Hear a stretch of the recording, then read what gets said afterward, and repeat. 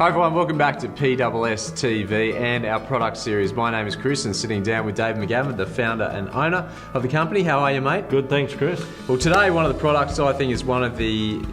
There's cool names across the board, but this is one of my favourite. This one's called Delta Force. No, it is a cool name. I don't know where they come from. Yeah, it's impressive. It must do something pretty impressive. Star Wars over there, fans over there. Yeah, I'm in. Chuck Norris, I think he had a Delta Force, but... so this is the Chuck Norris of the farming industry. What's it do, mate? It's been out for a while, so a lot of people have been familiar with this product, but I thought it'd just be worthwhile touching on for sure the feedback we're getting back on it.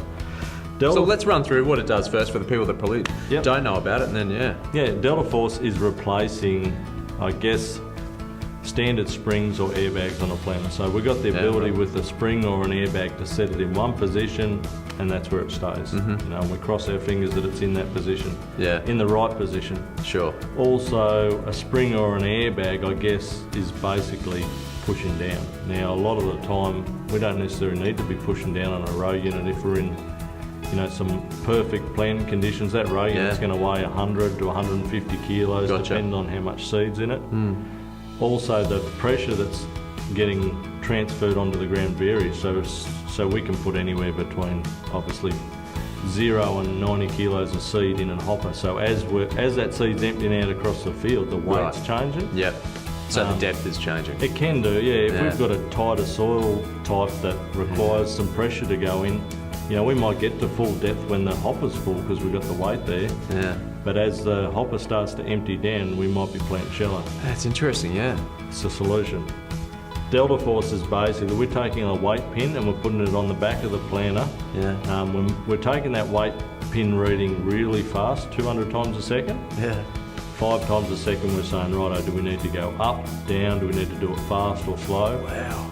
Just keeping constant pressure on the ground. So we're not... Across the board, in soil type conditions. That's right. So the way it works is, if we run across a billiard table and we've got complete ground contact, we don't actually use any oil flow. So when we start to talk about hydraulics, people get nervous. How much oil flow requirement we got? We're already using a lot on our tractor. Well, if the cylinder's not moving, it's not a continuous flow, so we're not using any oil flow.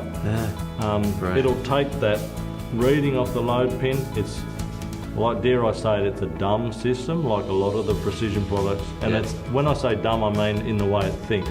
Yeah. Do we have enough pressure? No, righto, let's push down. Yeah. Have we got too much pressure? Okay, lift. So simple valve on the back here, individual row as well. So if we've got one row that's planting down a header or a picker track and it requires 200 kilos of downforce, it'll give it to it. And then right next to it, we might have one that's planting in mud and it can lift. So brilliant.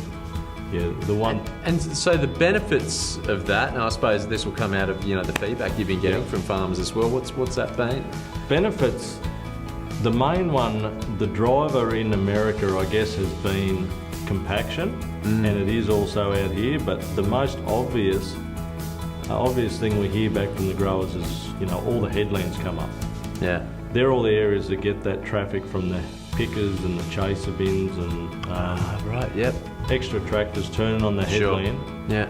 And they're the areas that when you're traditionally planting, they may be planting shallow. They're not in the moisture, and that way, when they're not in the moisture, the seed's not going to grow. So we quite often hear, all the seeds come out of the ground. Too many seeds come out of the ground. So, and it's another too many seeds come out of the ground. I guess it's another thing you're not managing either. Just setting it. We want 15 kilos of downforce on the gauge wheels, and that's where it stays. It must be massive for you to get that feedback from a great bit of kit where the farmers are saying, I'm getting crop out of somewhere I've never been able to get crop out of before. Yeah, for sure. Huge. In some of the extreme cases, we're saying to guys, what is the payback on that for you? And, their gut feeling, well, that's paid for itself this year. You hear it all the time.